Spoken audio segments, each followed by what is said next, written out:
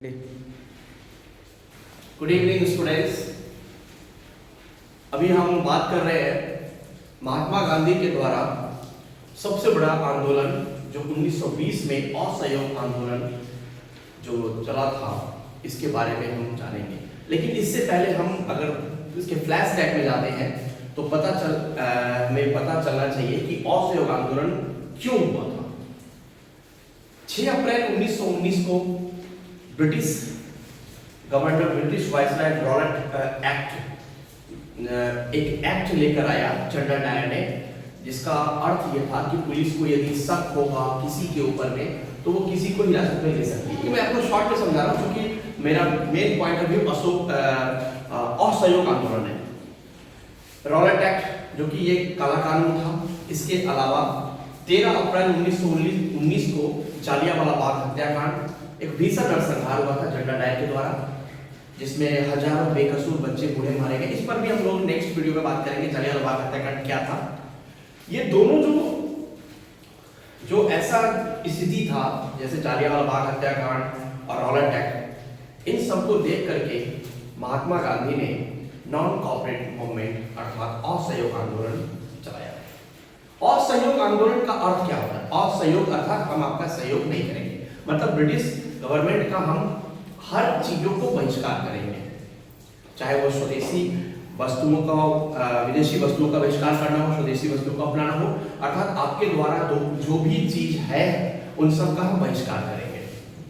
लेकिन असहयोग आंदोलन में बहुत सारे छात्रों ने भूमिका निभाया, किसानों ने भूमिका निभाया। किसानों की भूमिका एक अलग दर्जे का है, क्योंकि किसानों के ऊपर में जमीन पर टैक्स लगा दिया गया, जमीन पर फसल उत्पादन का जबरदस्त टैक्स लगाया गया, किसानों की स्थिति चरमरा गई। महिलाओं ने भी अग्रणी भूमिका निभाया इसमें, जिसमें यदि हम कहें प्रियलता वाडेकर हो, कस्तूरबा गांधी, सरोजिनी नायडू, ऐसे कई सारी मातंगिनी हाजरा, ऐसी कई सारी महिलाएं थी जिन्होंने असहयोग आंदोलन में पुरुषों के साथ कंधे से कंधा मिलाकर चला।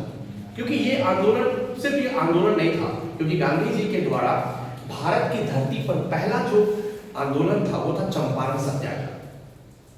जो भारत की धरती पर जो चंपारण सत्याग्रह जो था, जो इंडिगो रिवॉल्ट, जिसको नील विद्रोह के नाम से जानते हैं, जो कि हम लोगों ने लेसन 3 में पढ़े हैं कि किस प्रकार से नीला किसानों के ऊपर में अत्याचार हुआ था, जिसको विसुजन विश्वास, दिगंबर विश्वास ने आवाज उठाया, लेकिन फिर भी बर्बरता से दबा दिया गया।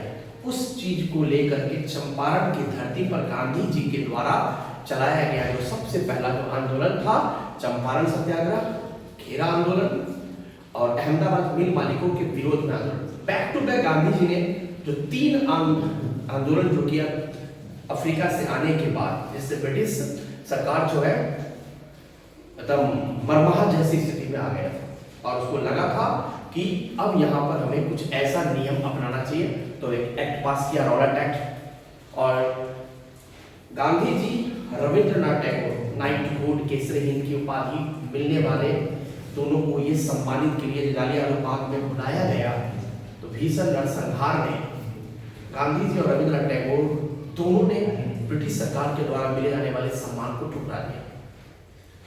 1920 में असहयोग आंदोलन की पृष्ठभूमि तैयार हुआ और असहयोग आंदोलन जब चला, लेकिन कुछ समय के पश्चात लगभग 2 साल, कहें 5 फरवरी 1922 को असहयोग आंदोलन वापस ले लिया गया, क्योंकि चौड़ी चौड़ा उत्तर प्रदेश के गोरखपुर जिले में चौड़ी चौड़ा नामक स्थान पर दर्जनों पुलिस को जिंदा जलाने के पश्चात गांधी जी ने असहयोग आंदोलन को वापस लिया, क्योंकि वो अहिंसा के पक्षधर थे, हिंसा के पक्षधर नहीं थे।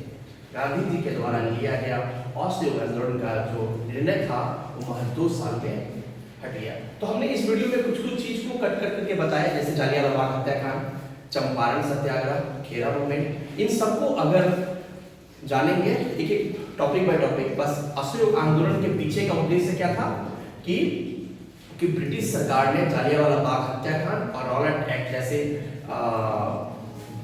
बर्बरता वाले घटना के बाद पूरे भारतीयों में इस प्रकार का आक्रोश था, जिसलिए छात्र, किसान, श्रमिक सभी लोगों ने भारत सरकार के साथ खड़ा होकर ब्रिटिश सरकार के विरोध में सड़कों पे उतरा और विदेशी वस्तुओं का बहिष्कार करने का जिम्मा लिया, जिसे हम असहयोग आंदोलन के नाम से जानते हैं।